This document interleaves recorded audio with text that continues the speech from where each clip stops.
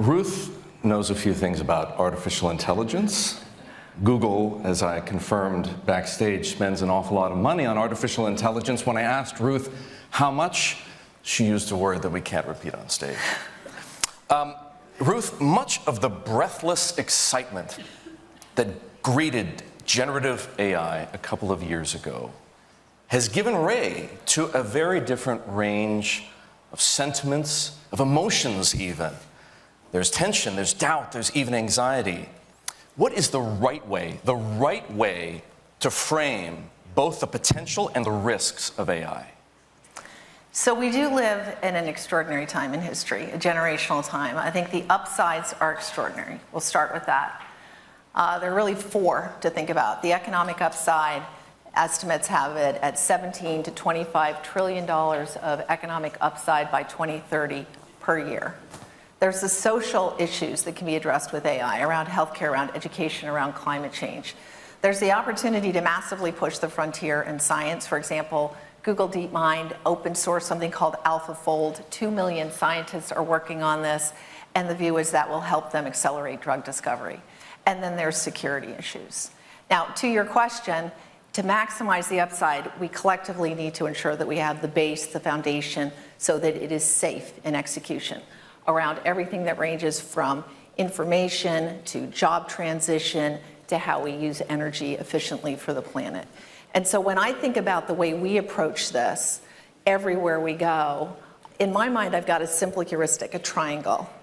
What's fascinating to me is in speaking to heads of state around the globe, they want to make sure they're capturing this upside. As one said, this is an opportunity, a legacy opportunity for economic growth in delivering these benefits to everyone in his country.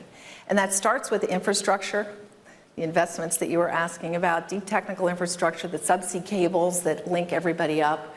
But it then very much goes to, you have to be connected to access the information and tools that ensure that everyone, everywhere around the planet, has the same quality of information and access to markets that everyone in this room has.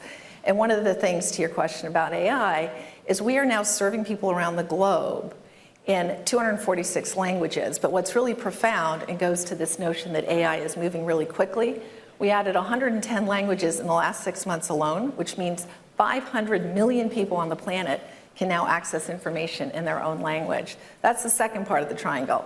The third part of the triangle is ensuring that people have the skills to thrive in this changing world and ensuring that we're doing the right kind of training, skilling globally. Delivering on that triangle maximizes the upside and helps with some of those issues that you asked about on the downside. President Biden will be here on this stage in a few short minutes. Please don't think of us as the warm-up act. His administration has developed a wide range of initiatives around AI. What do you hope to see in terms of AI policies from the next president, whomever that happens to be, and the next Congress? Well, I think very importantly, let's take stock of what has been done, because I think at the core of the approach from the White House, from the president and his team, has been a recognition about the strategic imperative due to the economic upside and the social benefit upside. And so it's about maximizing the upside, mitigating the downside, and bringing together experts from the private sector and the public sector to work together has been key, point number one. Point number two, they've taken a risk-based approach, which is a recognition that AI is applied to many different things in our daily life. The opportunity is wide, and so there's not one size fits all. Think about the risk inherent in the application of AI in any area. And then they've required the industry to do a number of things to actually mitigate against the downside around transparency, around red teaming, things to prevent abuse of it. The other thing is really encouraging bipartisan solutions. So I would also say, if I could broaden it out, right now in the Senate, there's a bipartisan approach around an AI framework that Senator Schumer and Round and others have proposed. And again, it looks at all elements of how do we invest to be competitive, how do we prevent working on the downside. So I would hope it's a continuation of this and that it continues to be bipartisan because it's such a critical issue. I'm going to make an assertion. If the West is going to win the contest in artificial intelligence against a centrally planned economy, that would be China, of course, the public and private sectors, to your point, have to work together collaboratively as partners. How would you rate the effectiveness of that partnership today? Early days, and I think very strong. And let me explain why.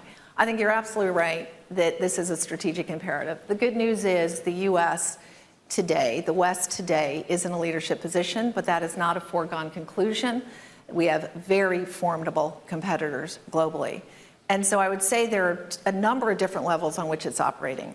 The government, the U.S. government, the White House has really pushed forward things like the Partnership for Global Infrastructure to make sure not only that we're investing in the U.S., but that we're working with countries around the globe in a way where we can bring infrastructure solutions. We just announced, as an example, Google did a cable from Kenya down to South Africa over to Australia that helps build the resilience that's needed. And to my prior point about the triangle, you've got the infrastructure that unlocks the content that's needed to access world markets. So areas like Partnership for Global Infrastructure, really important. Public-private partnership, really important. But there's another critical element that's true for everyone in the room, and we're seeing it again, at the federal and state level in the states. It's important to lead from the front. I talked about this $17 to $25 trillion economic upside opportunity. That only happens if we see what economists call diffusion. It is being used in every industry, and we're already seeing a lot of effort around that. There is an important question around the sustainability of AI, and it has to do with energy. I know you know the numbers. A ChatGPT query uses 10 times as much electricity as a Google search. I'm assuming, of course, that a Gemini query uses less. Globally, AI demand, energy demand, is going to increase by some 2.5-fold in the next 5 years, and with it, of course, a similar jump in carbon emissions from data centers. Can we really have an AI-powered future while getting to net zero by 2050?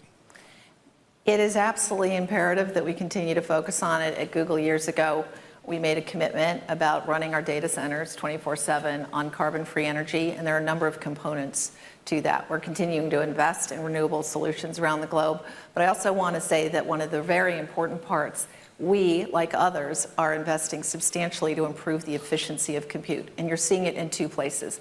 You're seeing it in the chip side, hardware, and you're seeing it in models. Model efficiency has increased with some of the testing we're doing anywhere from 100 to 1,000 times.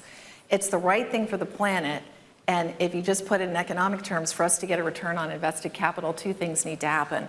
We need to, one, make sure that we're seeing this diffusion throughout the economy, that there's actually growth that is delivered from the investment in AI, that it's not something that's kind of sand between your fingers. And so it does improve effectiveness and impact of the public sector and the private sector. We need to make sure that we're as efficient as possible with compute and with the energy that is required. And so we have done a number of things. Let me give you one example. Years ago, Google made a commitment to match 100% of energy consumption with renewables. We thought that it would take us a decade to get there. That forward market commitment actually catalyzed investment and creation of capacity. We hit that target in 5 years. This administration, Secretary Kerry, others, and the industry have focused on what are some forward market commitments in order to catalyze additional investment in renewable energies, and it obviously is an imperative, as the other panels have talked about. Ruth, thank you so very much. Thank you. Great to be with you.